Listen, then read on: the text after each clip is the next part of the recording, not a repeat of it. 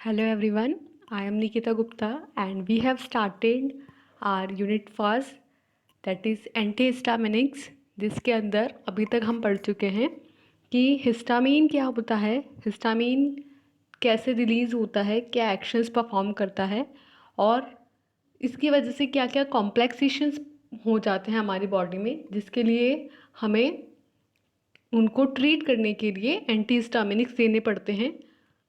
अब ये जो एंटीहिस्टामिनिक्स हैं ये भी रिसेप्टर्स के बिहाफ पे 4 क्लासेस में डिवाइड किए हैं कि किस रिसेप्टर पे बाइंड होंगे और किस तरीके का एक्शन परफॉर्म करेंगे।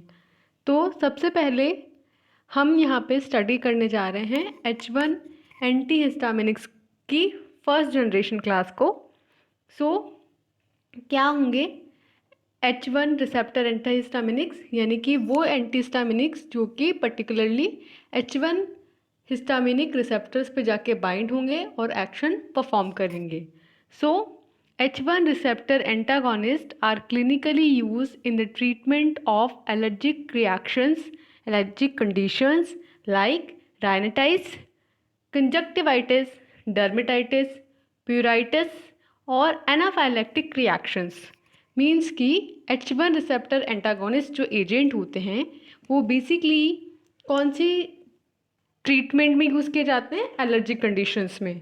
और एलर्जिक कंडीशंस जैसे कि राइनाइटिस हो सकती है, कंजक्टिवाइटिस हो सकती है, डर्मेटाइटिस हो सकती है, प्यूराइटिस हो सकती है और एनाफाइलेक्टिक रिएक्शंस हो सकती हैं।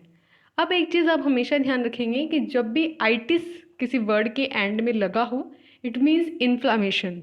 तो राइनाइटिस मीन्स होता है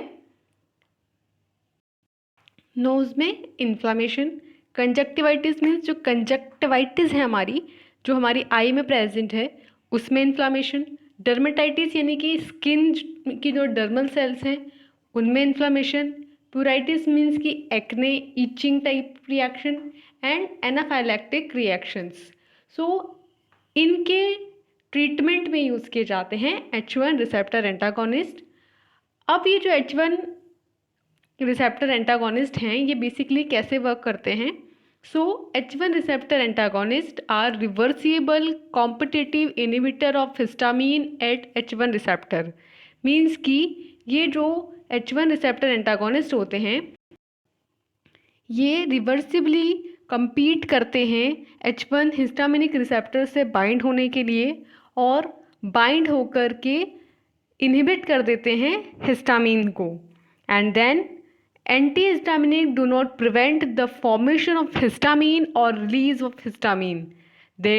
These drugs cause blockage of H1 receptor which result in decreased vascular permeability, relaxation of smooth muscles in respiratory and GI tract and reduction of pruritus।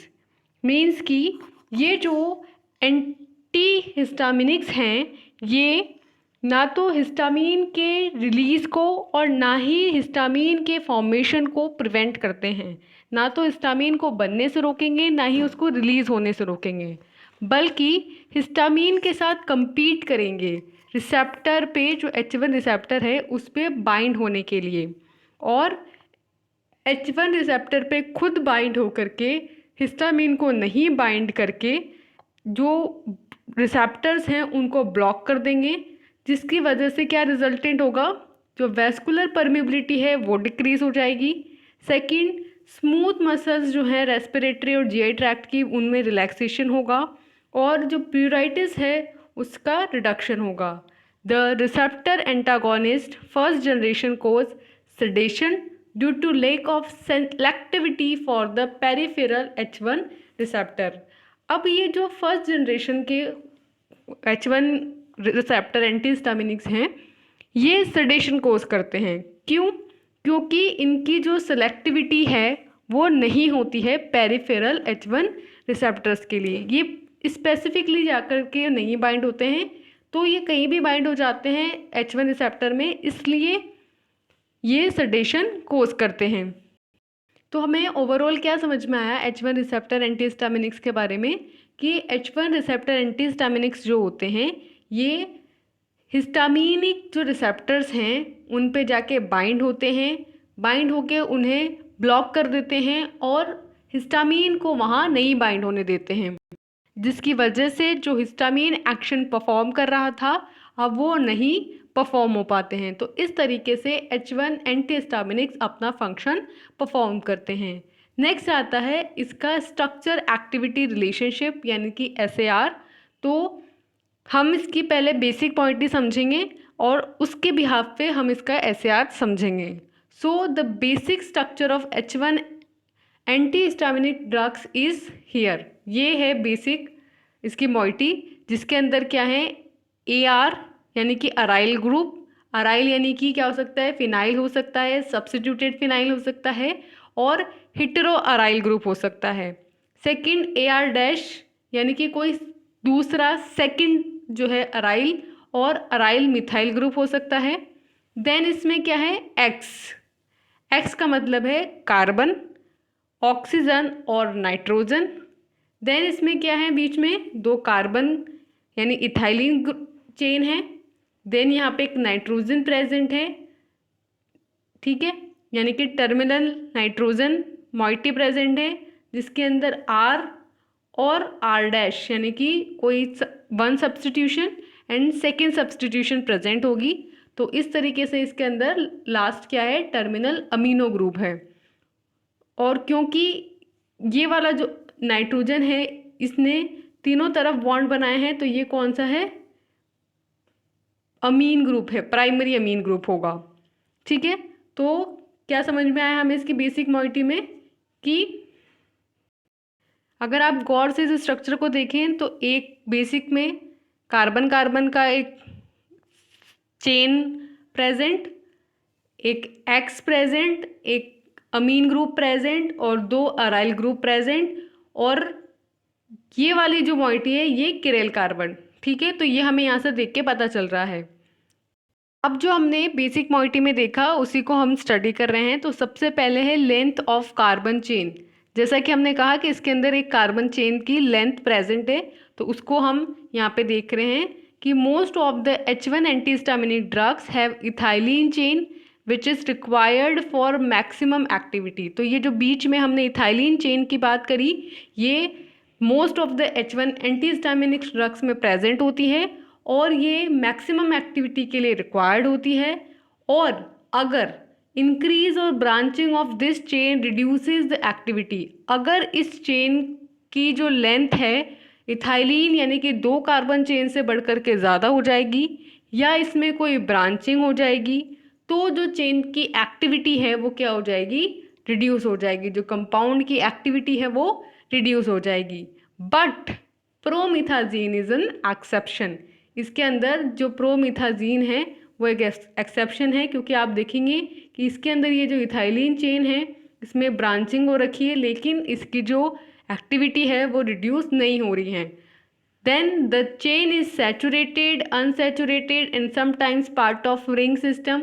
अब इसके अंदर ये जो चेन है वो सैचुरेटेड हो सकती है, अनसैचुरेटेड हो सकती है और कभी कभी एक रिंग का भी पार्ट हो सकती है, एक रिंग सिस्टम का भी पार्ट हो सकती है।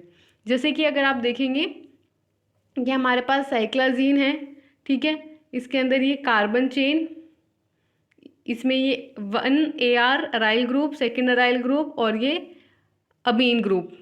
और यहाँ पे आप प्रोमिथाजीन का एक्सेप्शन देख ही चुके हैं कि इसमें ब्रांचिंग हो रखी है लेकिन फिर भी इसकी एक्टिविटी मेंटेन्ड है।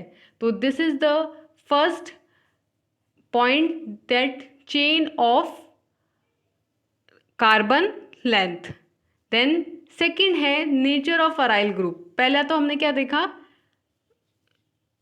Carbon chain, second aryl groups. तो इन अराइल ग्रुप्स के बारे में अगर हम स्टडी करें तो नेचर इनकी अगर हम बात करेंगे तो di aryl substitution is essential for significant H1 receptor affinity, यानी कि H1 रिसेप्टर्स पे बाइंड होने के लिए क्या ज़रूरी है, इन अराइल ग्रुप्स का सब्स्टिट्यूशन होना ज़रूरी है। The two aryl groups helps in maintaining a non coplanar conformation required for interaction of H1 receptors. Means कि H1 रिसेप्टर से आपका कंपाउंड जाके बाइंड होगा, इसके लिए एक पर्टिकुलर कॉन्फॉर्मेशन जो है वो रिक्वायर्ड होता है। ये कॉन्फर्मेशन जो है वो नॉन कोप्लानर होना चाहिए, और ये जो दो अराइल ग्रुप प्रेजेंट होते हैं ये इस नॉन कोप्लानर कॉन्फर्मेशन को मेंटेन करते हैं, जिसकी वजह से ये इजीली क्या है H1 रिसेप्टर्स पे बाइंड हो जाएगा।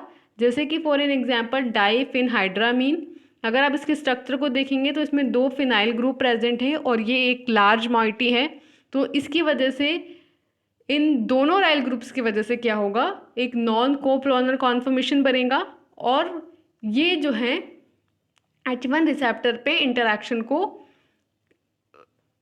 बेटर करती है, उसको इन्हांस करती है। और ये इसमें क्या प्रेजेंट है, बीच में इथाइलिन जो मॉइटी है वो प्रेजेंट है। अब आप इसे देखेंगे कि द टू एरोमेटिक रिंग्स में be connected at ortho position through sulphur, for example promethazine. अब हमने ये देखा कि जो फर्स्ट जनरेशन की कंपाउंड्स होते हैं उसके अंदर जो प्रोमिथाजिन होता है, भाई हमने एक जनरल मॉइटी के अंदर तो इस तरीके से देखा था कि एक कार्बन होगा और उसके थ्रू एक अराइल और एक दूसरा aryl group, methyl aryl group या फिर हिटेरो अराइल ग्रुप जो है वो प्रेजेंट होगा, जैसे कि डॉक्सी अमाइल में आपको दिख रहा है।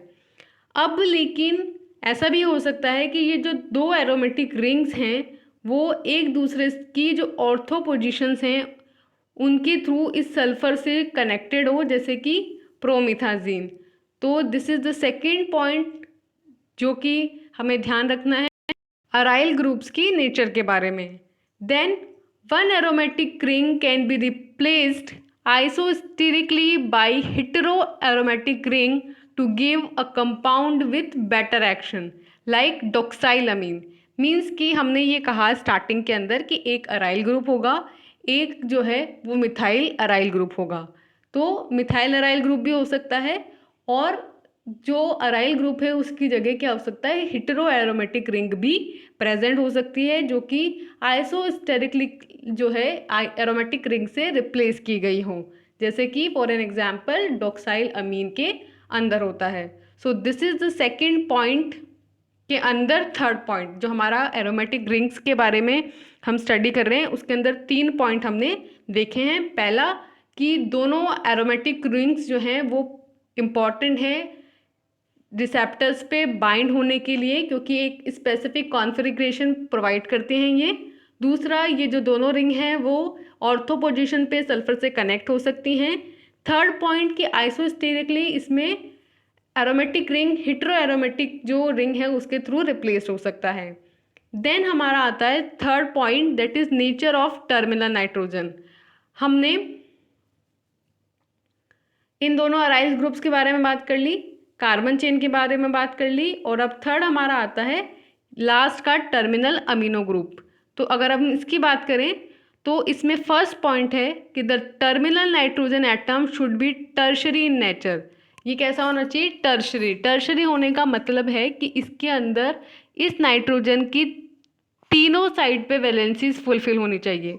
नाइट्रोजन को प्राइमरी नाइट्रोजन यानी कि सिर्फ एक साइड से ये बॉन्ड बना रहा है, सेकेंडरी नाइट्रोजन यानी कि इधर भी बना सकता है इधर भी बना सकता है, और टर्शरी नाइट्रोजन यानी कि तीनों साइड की इसके अवेलेबल है बॉन्ड बना रहा है ये, तो उसको बोलते हैं टर्शरी नाइट्रोजन। तो इसमें जो टर्मिनल नाइट्रोजन होगा वो कौन सा होगा, tertiary nitrogen. And the tertiary amine may be a part of heterocyclic ring as in piperazine. Means कि ये जो टर्शरी नाइट्रोजन है ये फ्रीली भी हो सकता है कि तीन अलग अलग बॉन्ड बना रहा हो, और हो सकता है कि एक हेटेरोसाइक्लिक रिंग के फॉर्म में प्रेजेंट हो, जैसे कि पिपराजीन के अंदर होता है।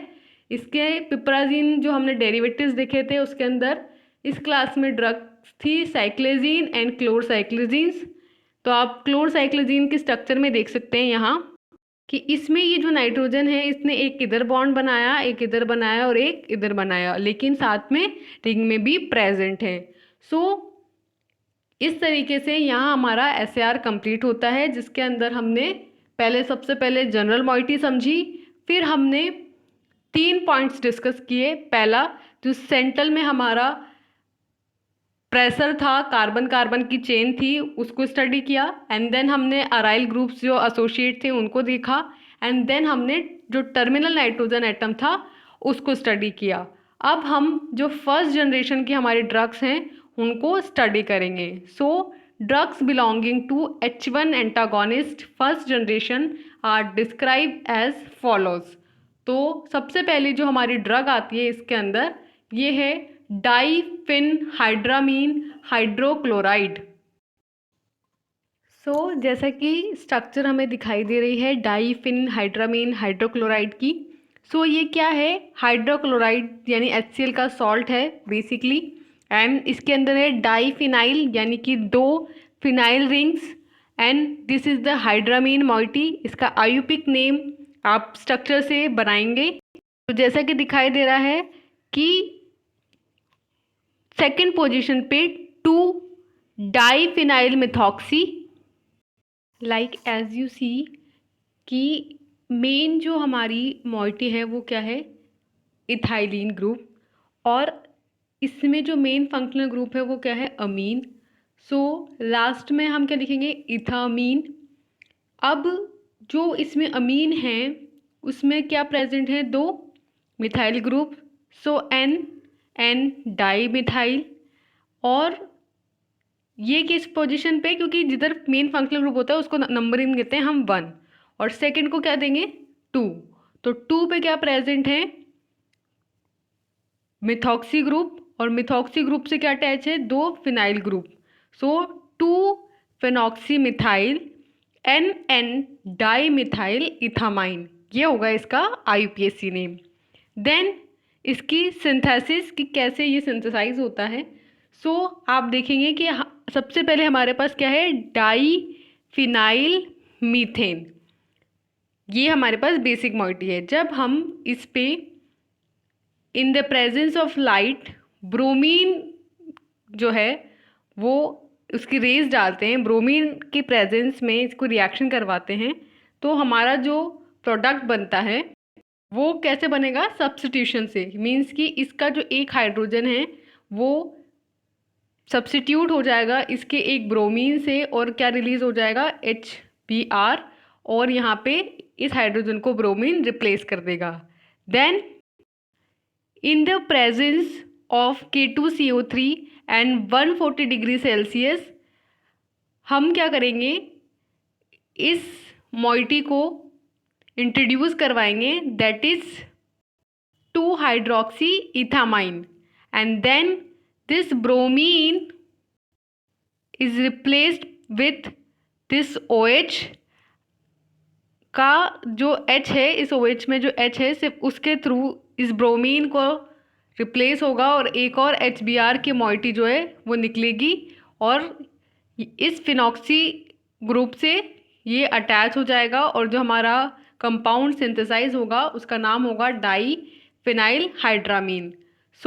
इन शॉर्ट अगर हम कहें तो डाइफिनहाइड्रामीन की ब्रोमीन के साथ रिएक्शन करवाई, then K2CO3 and 140 degree Celsius पे इथामाइन हाइड्रोक्सी के प्रेजेंस में जब रिएक्शन करवाई तो हमारा जो प्रोडक्ट बना वो था डाइफिनाइल हाइड्रामीन। अब इस कंपाउंड की क्या प्रॉपर्टीज़ हैं कि it occurs at white crystalline powder, means कि जब आप इसे लैब में सिंथेसाइज करेंगे तो ये वाइट क्रिस्टलाइन पाउडर के फॉर्म में आपको लास्ट में मिलेगा, and it is soluble in water and darkens on exposure to light, जो कि अगर आप उसको वाटर में सॉल्युबलाइज करेंगे तो वो वाटर में सॉल्यूबल हो जाएगा, और अगर ये लाइट में ऐसे ही रखा रहने देंगे उसे तो उसका जो कलर है वाइट कलर वो डार्कन हो जाएगा। So it is stored in well close light resistance container, इसलिए इसे ऐसे कंटेनर में क्लोजली आप पैक करेंगे जिसमें कि लाइट जो है वो पास नहीं हो सकती है, लाइट रेजिस्टेंस कंटेनर होना चाहिए, and it is well absorb from GIT। जब आप इसे as a dosages form administrate कराते हैं तो ये GIT में अच्छे से अब्जॉर्ब होता है। It is extensively metabolise and secreted in urine as metabolite conjugate, then absorb होगा, डिस्ट्रीब्यूट होगा, अपना एक्शन परफॉर्म करेगा, और फिर मेटाबोलाइज होगा, मेटाबोलाइज होके यूरिन के थ्रू एक्सक्रीट आउट होगा, किसके फॉर्म में, मेटाबोलाइट कॉन्जुगेट की फॉर्म में। So this is about diphenhydramine.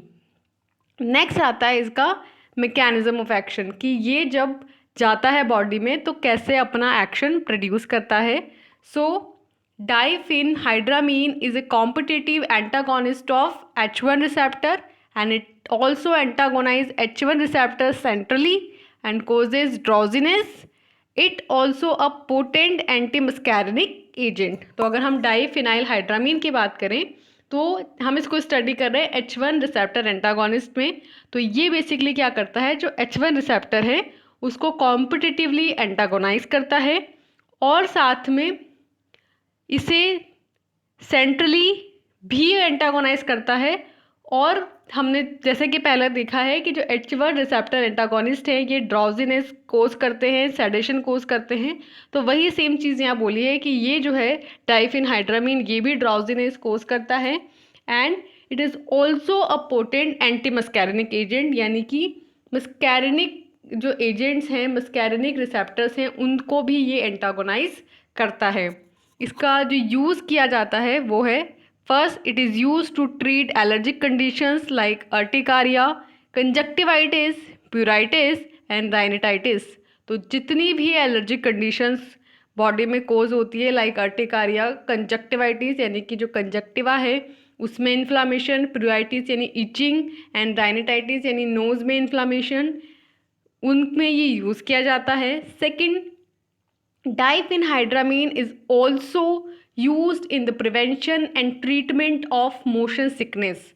तो इसका जो यूज़ किया जाता है वो मोशन सिकनेस में उसके ट्रीटमेंट और प्रिवेंशन दोनों में ही किया जाता है। मोशन सिकनेस का मीन्स होता है मोशन करते टाइम सिक जैसा फील होना, यानी कि जब आप कहीं ट्रैवलिंग करते हैं, कहीं घूमने जाते हैं तो उस टाइम पे एक अजीब सी बेचैनी, वॉमिटिंग जैसा फील होना, तो ये नहीं होते। जैसे आपने नोटिस किया होगा कि कुछ लोग जो है और जब ट्रैवलिंग करते हैं तो वो मुंह में कुछ खाते रहते हैं, कैंडी एंड ऑल, ताकि उनको ना जो अजीब सा जी मचलाने जैसा फील होता है, तो उसके प्रिवेंशन में और ट्रीटमेंट में इसका यूज़ किया जाता है। Third, it is cross blood brain barrier and cause sedation, so it can be use in the treatment of insomnia. तो कुछ पेशेंट्स, कुछ पर्सन्स होते हैं जिनको नींद नहीं आती है, उनको इंसोम्निया की प्रॉब्लम होती है। तो हमने जैसा कि स्टार्टिंग में भी बोला था और अभी हमने मैकेनिज्म ऑफ एक्शन में भी बोला है कि ये ड्राउजीनेस कोज करता है, सडेशन कोज करता है। तो बेसिकली ये क्या है, जो ब्लड ब्रेन बैरियर है उसको क्रॉस कर जाता है और सडेशन कोज करता है। तो जिन पेशेंट्स को नींद नहीं आने की प्रॉब्लम होती है, इंसोम्निया होता है, उनको ये एक एक्स्ट्रा बेनिफिट इसका है कि ये उनमें नींद भी लेके आता है। And it is also use in the treatment of Parkinson disease due two is anti muscarinic property. अब क्योंकि इसकी एंटी मस्कैरिनिक प्रॉपर्टी भी होती है तो इसलिए इसका use as a Parkinson disease किया जाता है। देन इन शॉर्ट अगर हम कहें डाइफिनहाइड्रामीन के बारे में, तो हमने सबसे पहले इसकी स्ट्रक्चर देखी, इसका आईपिक नेम देखा, देन हमने इसकी सिंथेसिस देखी, इसकी प्रॉपर्टीज़ देखी, देन हमने इसके मैकेनिज्म ऑफ एक्शन देखा और यूजेस देखा। अब हमारी second drug H1 receptor antagonist में आती है डाइमिनहाइड्रिनेट। सो ये जो डाइमिनहाइड्रिनेट है, इसकी स्ट्रक्चर को हम देखें तो इसके अंदर बिल्कुल सिमिलरली डाइफिनहाइड्रामीन मॉइटी है और उसके साथ एसोसिएटेड हैं थिकोलिक एसिड। तो इसका जो आईपिक नेम है वो है 8-क्लोरोथियोफिलिन 2 diphenyl methoxy NN dimethyl ethyl amine. और इसकी जो प्रॉपर्टीज़ हैं वो हैं कि dimenhydrinate is a salt of diphenhydramine with thicolic acid. Means कि जो डाइमिनहाइड्रानेट होता है वो बेसिकली जो हमने पढ़ा डाइफिनहाइड्रामीन होगा और उसके साथ थिकोलिक एसिड होगा। अब इसमें थिकोलिक एसिड क्यों एक्स्ट्रा ऐड किया गया है, तो the theophylline derivative was added to counteract the drowsiness produced by diphenhydramine. Means कि जो हमारा डाइफिनहाइड्रामीन है जो हमने अभी जस्ट पढ़ा है, उसके साथ हमने एक एसोसिएटेड एडवर्स इफेक्ट देखा था कि वो ड्राउजीनेस कोज कर रहा था। तो उस ड्राउजीनेस को काउंटरैक्ट करने के लिए, उसे अवॉइड करने के लिए इसके अंदर एक थियोफाइलिन डेरिवेटिव मॉइटी जो है ऐड की जाती है, सो दैट हमें ऑप्टिमम थेरापुटिक इफेक्ट जो है वो मिल सके और जो एडवर्स इफेक्ट्स है, साइड इफेक्ट्स हैं, वो कम हो जाएं। सो डाइमेनहाइड्रेट को जब आप सिंथेसाइज करेंगे, प्रोड्यूस करेंगे, तो ये आपको कैसे मिलेगा? It is a white crystalline odourless powder and which is highly soluble in water and freely soluble in alcohol and chloroform. So these are the physical properties of dimenhydrinate. Next आता है इसका mechanism of action कि ये कैसे act करेगा. So the exact mechanism of action of dimenhydrinate is not known, but its effects is probably due to H1 antagonism in vestibular system of the brain. तो ये जो है बेसिकली जो brain के वेस्टिबुलर सिस्टम हैं वहाँ पे जो H1 रिसेप्टर्स प्रेजेंट हैं उनको ये एंटागोनाइज करेगा और अपना इफेक्ट शो करेगा. इसका जो यूज़ किया जाता है वो किया जाता है as the drug is primarily used in the treatment of nausea, vomiting and dizziness caused by motion sickness. जैसा कि मैंने अभी आपको लास्ट बताया था कि मोशन सिकनेस में क्या होता है, जब कोई पर्सन ट्रैवल करता है तो उसको अजीब सा जी मचलाता है, उल्टी जैसा मन करता है, घबराहट सी होती है. तो उस नोजिया, वॉमिटिंग और डिजीनेस को ट्रीट करने के लिए इसका मेनली यूज़ किया जाता है. Second, it has also found to aid in the treatment of ear congestion. It is used for the symptomatic treatment of nausea, vertigo caused by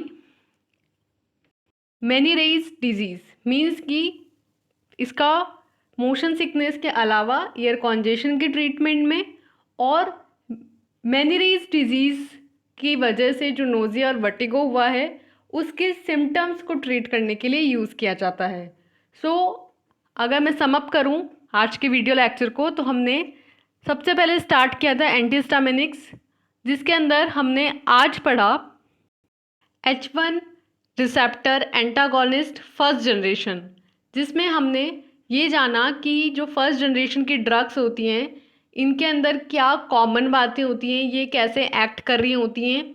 फिर हमने इसका SAR समझा, जिसमें हमने पहले इसकी बेसिक मॉइटी को देखा और उस बेसिक मॉइटी में जो ग्रुप असेंशियली अटैच थे उनके फंक्शन को समझा कि वो कैसे एक्ट कर रहे हैं. देन हमने H1 histaminic receptor antagonist first generation की 2 ड्रग्स को यहाँ डिस्कस किया है. पहली थी हमारी डाइफेनहाइड्रामीन एंड सेकंड थी डाइफिनाइल हाइड्रामीन. सो यहाँ हमने 2 ड्रग्स को स्टडी किया है. फर्दर नेक्स्ट वीडियो लेक्चर के अंदर हम इसी पोर्शन को कंटिन्यू रखते हुए H1 रिसेप्टर एंटागोनिस्ट की जो अदर ड्रग्स हैं उनकी प्रॉपर्टीज़ और उनके मैकेनिज्म ऑफ एक्शन, उनके यूजेस को स्टडी करेंगे. So for now, thank you and all the best.